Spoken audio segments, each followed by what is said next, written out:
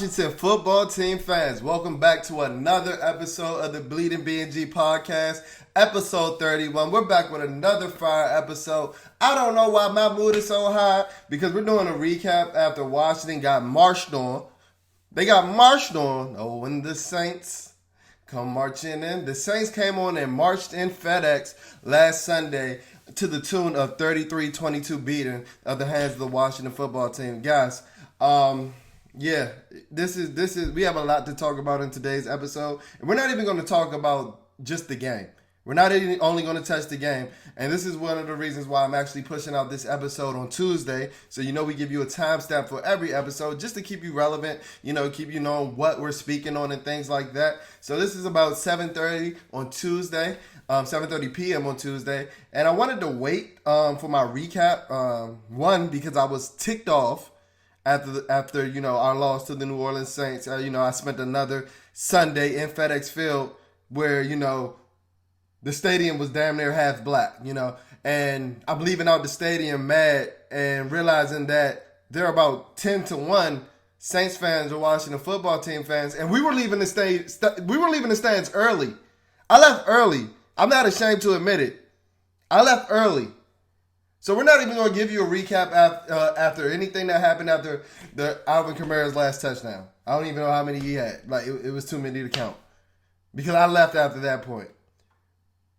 But like I said, the Washington football team got marched on by the New Orleans Saints to the tune of 33-22, and it was bad. It was bad. And like I told you, we're going to have a lot to touch on. But first, we're going to touch on the game. As we always do, we're going to give you the offensive breakdown first, and it wasn't a lot to harp on. Taylor Heinicke played horrible. And this is one of the reasons why, us at Bleeding BnG, we were hesitant to jump on the bandwagon. We'll admit that he played amazing throughout the first couple of games of the season in his first couple of appearances. But against the two best defenses that he's played, and not even a great defense in the New Orleans Saints defense, he has failed. He's come up short both times. Literally and figuratively, he's come up short. His stat line reads as 20 out of 41 for 248 yards, 0 touchdowns, and 2 interceptions. That's not going to get the job done. That's not going to get the job done, especially when you have one of the worst defenses in the NFL. And there were some things that, the stat line doesn't show that showed me that Taylor, it doesn't have what it takes to be, our franchise quarterback going through in the future. We're still in the quest for quarterback X. I know a lot of you guys think, Heinicke. No, it's if this week didn't show you, I don't know what will. He's not the guy. He's not the answer. Great story for right now, but he's not that guy. He's not that guy at all. And the reason that I said that is, like I said, there's some things that the stat line didn't show. The arm strength is not there. At all. Taylor Pennington. Because that boy has a wet noodle arm. And all this talk from his college coach and, a lot of us in the Washington football team community, we hyped it up that he was a 5-read quarterback. Well, what's the point of being a 5-read quarterback if you're going to be late on every read? Well, you have to extend the play. And I know we love it. I know we love his play style, the helter-skelter play, the backyard football. I'm going to tell you, there's a reason why we love it, because it reminds us of how we used to play back in the day. There's a reason why we're not in the NFL, guys. And there's a reason why this guy hasn't been a starting quarterback, and he's been in the league since 2015. Taylor didn't get the job done. Taylor did not get the job done at all. And I'm talking about, like I said, the arm strength wasn't there. He's late on reads to Terry McLaurin. He's late on reads to everybody else. He's keying in on Terry McLaurin and missing guys running wide open down the field.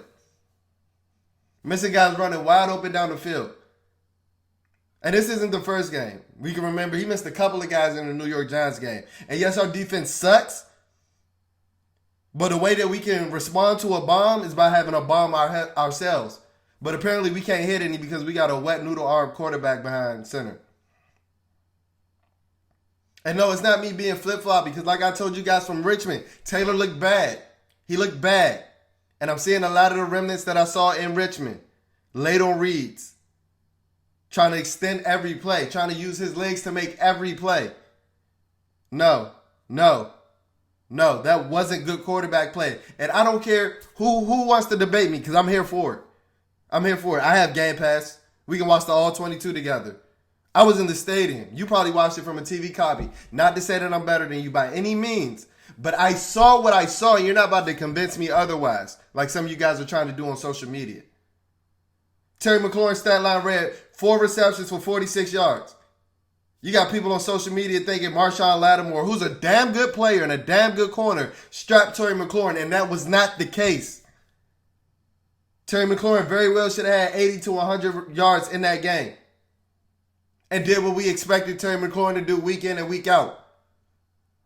Let's talk about the late ball on the sidelines that Terry McLaurin almost made a spectacular catch on. That's about 15 yards right there. He's up to, 55? And he was late to him on many throws. I can remember the skinny post, which I think is in the third quarter. Marshawn Lattimore got up, stunting, doing the handcuffs and things like that. Boy, you was burnt. You lucky the quarterback has the arm strength of me. Like, it was bad. It was bad. And I know exactly what I saw on Sunday, and that wasn't good quarterback play. At all. For just as many points as we put up, I can't really think of any big plays that we have that hasn't been miracle plays by Terry McLaurin or J.D. McKissic. And I'm talking about specifically in air yards and things like that. Yeah, Terry caught a couple bombs in the Atlanta game. But like I told you, I'm a realist. It was against Atlanta. They suck. And it was Terry McLaurin who made the plays. Taylor had a good ball on the first touchdown, even though I also thought that was a lollipop ball. And the reason that I think he throws a lot of these balls with no velocity, the man's a midget, bro. And I can't blame him. But this is another reason why he's not a starting NFL quarterback. You got to do my height trying to throw over Eric Flowers. Hell yeah, I got to put air under the ball. Come be throwing into Eric Flowers' back.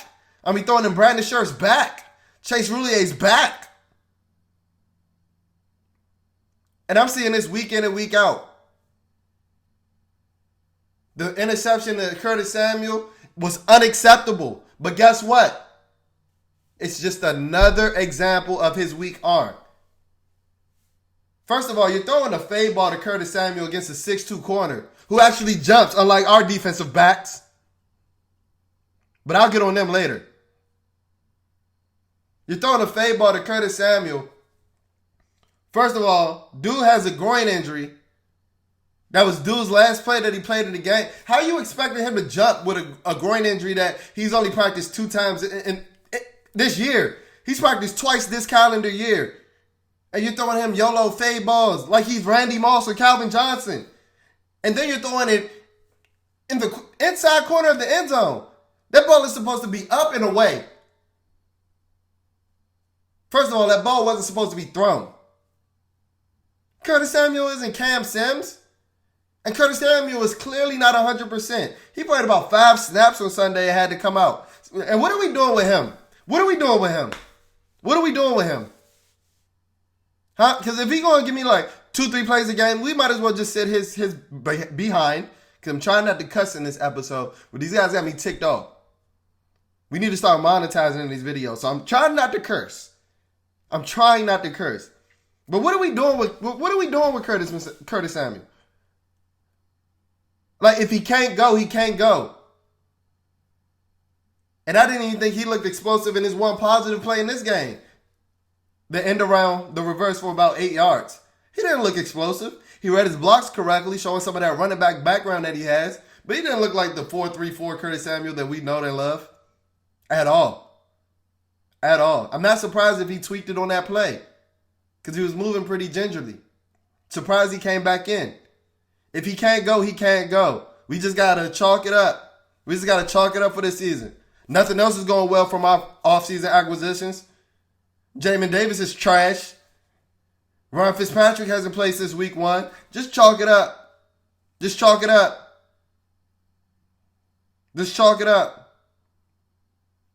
Like, Antonio Gibson. I give my all to Antonio Gibson, but he's clearly not 100%. And the reason that I give it to him because 20 yards for 60 carries. Antonio Gibson, I think he's ninth in the NFL in rushing yards to this point, and he's been running the ball well all season. All season. Now we're hearing he got a stress fracture in his lower leg, and it's evident. It's evident if you go into the games. He's not in as many plays. And speaking of that, if Antonio Gibson isn't in as many plays, where the hell was J.D. McKissic on Sunday? Where the hell was J.D. McKissic on Sunday? The guy that was number one on ESPN top 10, the guy getting interviewed, the most interviews that he's seen in a week in his life. And we decided not to use him, act like he's non-existent the next week. What is up with us? What is up with us? I thought Scott Turner has called a pretty good offensive scheme up to this point. Sunday was garbage. Why is Taylor Heineke throwing the ball 41 times? Like, he wasn't setting the world on fire. I did like how you got creative with DeAndre Carter in the run, but guys, in no world should DeAndre Carter, who I love, should be our leading receiver. Sunday felt like 2020 all over again. Terry and a bunch of guys. Terry McLaurin and a bunch of guys. Terry and the Pips. Curtis Samuel can't play after 5 snaps. Cam Sims not playing. De'Ami Brown not playing. It was Terry and the Pips on Sunday. So how much did we really expect from a quarterback with a wet noodle, Terry and the Pips minus Logan Thomas?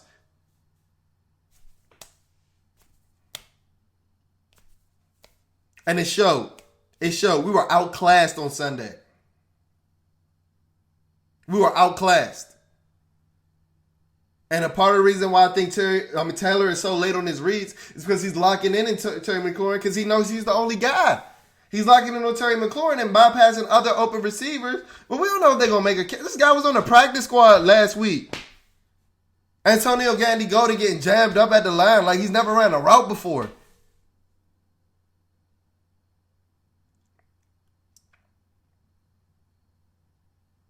I do think that the offensive line had one of their not so great showings this season, and they've been a pretty solid unit, damn near elite.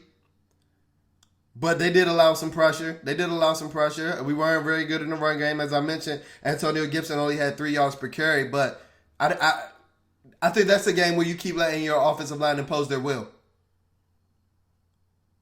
Especially when your quarterback doesn't have it. Especially. And then when your defense is giving up big play after big play, you need to stay on the field. Why are we not? And I hate to think that guys in the NFL aren't thinking like that, but why aren't we doing it? It didn't take me 2 days to think of this. I was saying this in the stadium on Saturday. This is a game where you run the ball. It was nasty on Sunday. Yeah, I know it didn't look like it when Jameis went up top on our defense. That's because our defense sucks.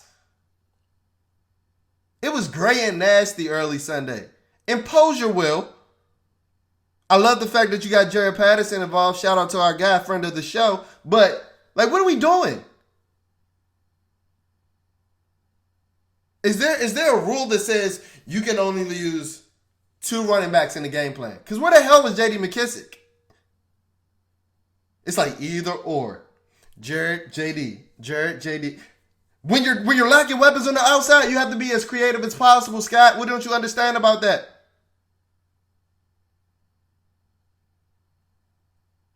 Cam Jordan was whipping Cosme's butt. I did like how Cosme responded in the run game on a couple plays, but he was looking rough against Cam Jordan in pass protection. But I'm not going to harp too much on the offensive line. This is probably their worst outing of the season, and they've been a rather solid group up until this point. So, like I said, I'm not going to harp on them too much. The defense. I told y'all last week I didn't have any words for y'all. I told y'all that last week. Y'all suck. Y'all suck. I'm sorry if it's seeming redundant, but the defense getting torched week after week after week, allowing the biggest plays in the NFL is becoming redundant. Let me tell you a story. Like I told you guys, I'm at the game every Sunday, and, I'm a season ticket holder. Nobody around me is season ticket holders, though. So, I see, a good cycle of fans coming in and out throughout the, first 3 home games of the season. became really good friends with a gentleman that was at the game this weekend.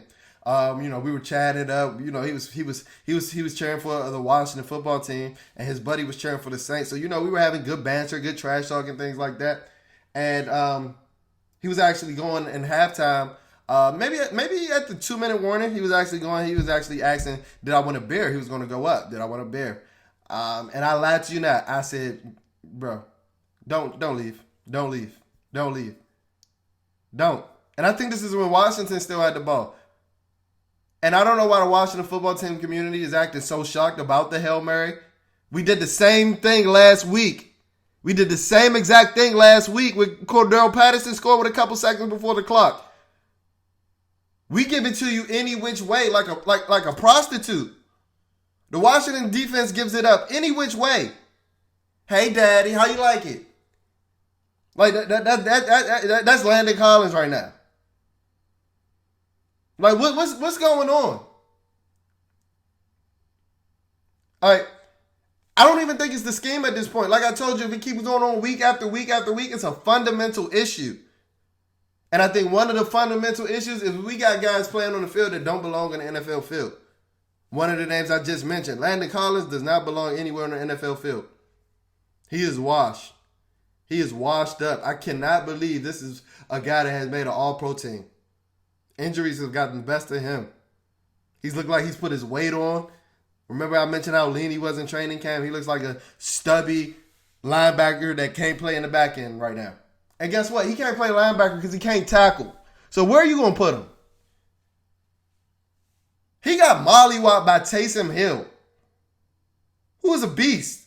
But this is Landon Collins, University of Alabama stud. He is so washed up. He is so washed up and doesn't belong on the NFL field at this point. I pray that this is his last season in Washington. And it's crazy to think that one of Dan Snyder's greatest moves was to not allow Landon Collins to wear Sean Taylor's jersey. The foresight in that one, Dan. The foresight in that one, Dan. Oh, my gosh. It's bad. It's bad. We got John Bostic, who's the worst linebacker in the NFL. He's out. So we're like, okay, we got our linebacker that we drafted with the 19th pick. We didn't bother trading up for any of these rookie quarterbacks. Even though we don't have a quarterback, we didn't bother trading up for any of these rookie potential franchise leading quarterbacks. We draft Damon Davis. Bro plays 12 snaps. He played 12 more snaps than me. He played one more drive than me. You got replacement practice squad level linebackers playing before him. Like, what is going on? This is a guy that could run stride for stride with Kyle Pitts in college. Now he can't do nothing. What that's got to be coaching. That's got to be. That's got to be.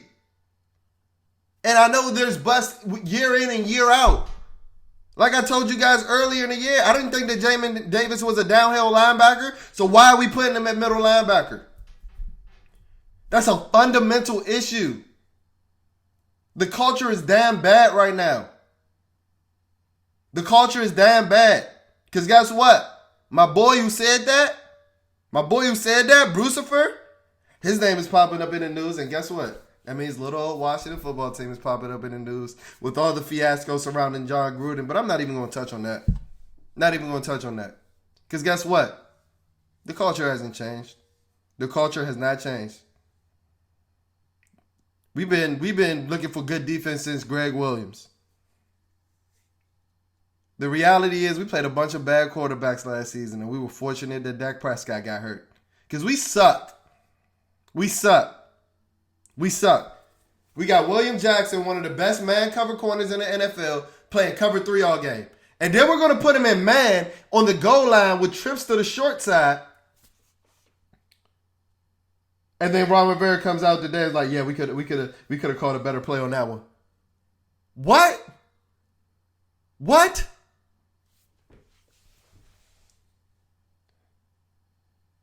We've been clamoring for coaching staff to let the DBs play press man and play up on the receivers, and then you do it with 8 seconds left in the first half to allow a Hail Mary. But then go right back to playing a soft zone. What? What? It is fundamental issues wrong with this organization right now. And they fooled a lot of us. They did. They did. I'm not letting you guys get off the hook. Yeah, a lot of you guys were still pessimistic, but there were a lot of guys that drank the Kool-Aid like me. Oh, Chase Young. Oh, Montez Sweat. Oh, Jonathan Allen. Speaking of Chase Young, great move on your one sack. Great move. Great move. But there's still a lot of football left, my guy. It was an amazing move. A move I haven't really seen you use a lot. The speed to power, beating the guy to the edge, then using the bull rush. Instead of that little stutter, the little stutter step that you do into the bull rush. Great move. Let's put that together in other plays, though. Something that I saw from Chase Young last year is that when he made an impact play, he continued to build off that. I didn't see that on Sunday. By no means did he play bad, but I didn't see him getting chipped a lot. And to be honest, and if I'm really being honest, it may be hard to believe because it's coming from the interior. There's one Washington football team player that really gets chipped on a consistent basis, and it's Jonathan Allen. I lie to you not. Look at how many running back checkdowns are in the middle of the field against the Washington football team, and that's because they have to occupy Jonathan Allen first.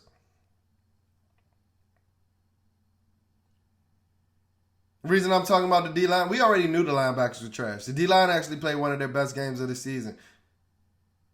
And guess what? Guess what? And this is why I really don't know what it is. I really don't know. We're allowing all these deep bombs. Jameis Winston completed 15 passes for 279 yards. That's damn near 19 yards a pass. And we wasted the one good game Kendall Fuller probably have all season. What the hell were we doing on that Hail Mary? Did we have a bet going on? No, I lied to you not. This is exactly what it looked like in the huddle. It looked like they said, yo, I bet you that if they throw a Hail Mary, you're not going to jump. That's probably, and knowing the jokester that he can be, it's probably Cam Curl. Then Landon was like, nah, bruh. I bet I don't jump. Then Bobby McCain was like, bruh, if you're not going to jump, I'm not going to jump then. Then St. Jude, he probably put his little French accent on it. Vuvuzah. If you're not going to jump, then I'm not going to jump then. Because it looked like everybody just agreed to not jump. Like, what is going on? And then Kendall Fuller was probably like, bruh, I'm going to jump because y'all are tweaking right now. And look at the play. Landon Collins just pushed Kendall Fuller in the back. He's like, I bet your ass ain't going to jump now. Like, this is a joke. And like I told you guys after week 1, this roster is flawed. When you have practice squad linebackers playing before your 19th pick, this roster is flawed. When you have to run a bunch of zone and make your prize free agent acquisition cornerback look bad, that means the roster is flawed. Because guess what? He's the only one that can play man. Quiet as kept. When you're allowing Landon Collins to stay on the field, and then your best safety in Cam Curl is getting the least amount of snaps, that's not even a roster issue. That's a coaching issue. And then we got to deal with all this Sunday. We have to deal with all this on Sunday.